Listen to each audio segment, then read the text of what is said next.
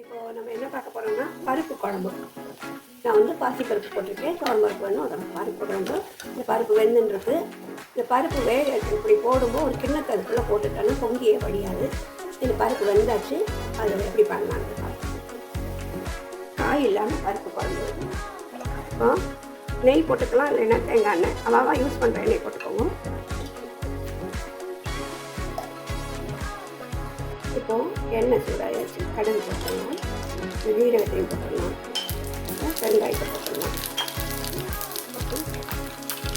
இப்போ 2 பச்சை மிளகாய் கருவேப்பிலை, அப்புறம் 2 பொடி தக்காளி பொடி எழுதி வச்சுட்டு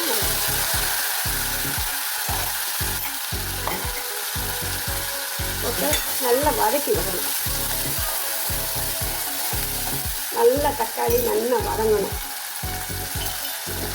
பருப்பு குழம்புக்கு தேவையான உப்பு சேர்த்துடலாம்.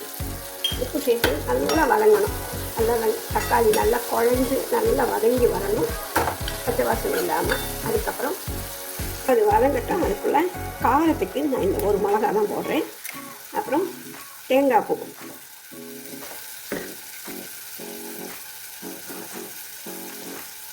ஒரு 3 டேபிள் ஸ்பூன் போட்டுட்டு அதை நல்லா அரைச்சி பண்ணணும். இப்போது அது நல்லா வதங்கியாச்சு. கொஞ்சமாக தண்ணி விட்டு ஒரு கொதிச்சு வரட்டும். அப்புறம் பருப்பில் மாற்றிடலாம்.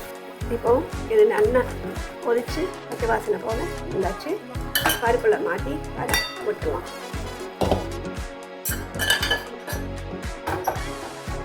வச்சாச்சு. இப்போ இதை விட்டுடலாம். விட்டாச்சு.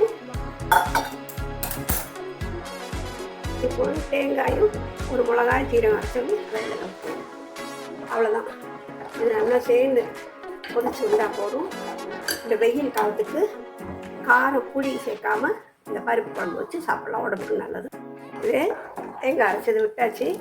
பருப்பு குழம்புக்கு இது நல்லா கொதிச்சு வரணும். கொதிச்சு வந்ததுக்கப்புறம் பார்ப்போம். என்ன கொதிச்சு பசரசு போய் நல்லா ஆயாச்சு. இப்போ இறக்கியாச்சு. இதுக்கு காய் தேவையில்லை. இந்த பருப்பு குழம்பு வைக்கிறதுக்கு துவரம்பருப்புலையும் வைக்கலாம், பாசிப்பருப்புலையும் வைக்கலாம். நான் பாசிப்பருப்பு போட்டிருக்கேன். இப்போ கொஞ்சம் கொத்தமல்லி போட்டுறேன். சரியா? இது சாதத்தில் சின்ன குழந்தையிலேருந்து பெரியவா வரைக்கும் வயசானவா வரைக்கும் எல்லாருமே இந்த வெயில் காலத்துக்கு இந்த மாதிரி காரம் புளி எல்லாம் சேர்க்காம அது சாப்பிட்டா வயிற்றுக்கு ரொம்ப நல்லது. ஈஸியாக பண்ணிடலாம். எல்லோரும் பண்ணி பாருங்க. ட்ரை பண்ணுங்க. எல்லோரும் ரொம்ப டேஸ்டியாக இருக்கும். Thank you.